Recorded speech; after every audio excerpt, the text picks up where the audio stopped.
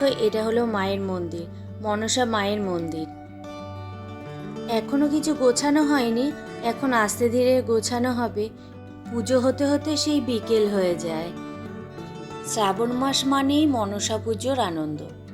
এই দিনে প্রত্যেকেই ভক্তি ভরে দেবী মনসাকে পুজো দেন। জানো তো, আমাদের বাপের বাড়ির পাড়ায় একটা মাত্র মনসা মন্দির আছে। তাই সেদিন গ্রামের সবাই একসাথে ওই মন্দিরে পুজো দিতে যেত। সকাল থেকে ঢাক, শাক, উলুধ্বনি আর পুজোর মন্ত্রোচ্চারণে গোটা পাড়া যেন অন্য এক আবহে ভরে উঠত।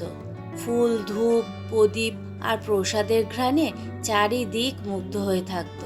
ছোট থেকে বড় প্রত্যেকের ভেতরেই থাকতো উৎসবের আনন্দ আর ভক্তির আবেগ।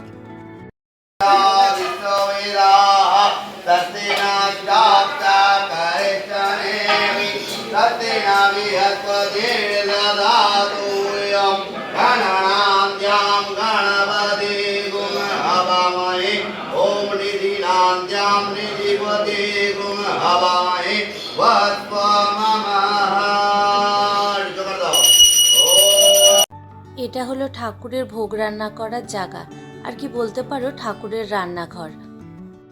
দুর্গাপুজো শেষ হয়ে যাওয়ার পর অনেক দিন আর তেমন বড় কোনো পুজো থাকে না। তারপরেই আসে মনসা পুজো, আর তারপরে গণেশ পুজো। যেন মনসা পুজো থেকেই শুরু হয়ে যায় নতুন করে পুজোর মরশুম।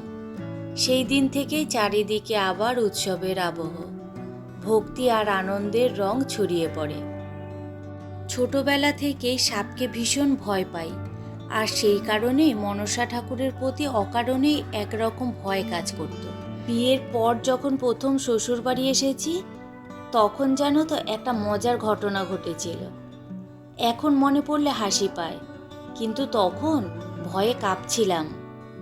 ঠাকুর মশাই এদিকে পুজোতে বসেছেন আর মেজদা করছেন সংকল্প।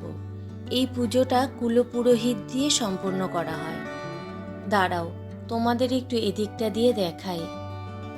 বছরে এই মনসা পুজো দুবারই হয়। একটা হলো মাঘী পূর্ণিমায় প্রতিষ্ঠা দিবস, আর এই শ্রাবণ মাসের পুজো। ও, যেটা বলছিলাম, কেন ভয়ে কাঁপছিলাম, তবে মজার ঘটনাটা বলি।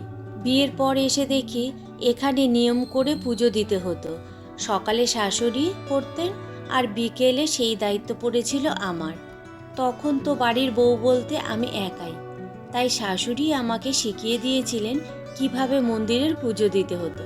কারণ ঘরের মন্দির আর বাহিরের মন্দিরের নিয়ম তো এক নয়।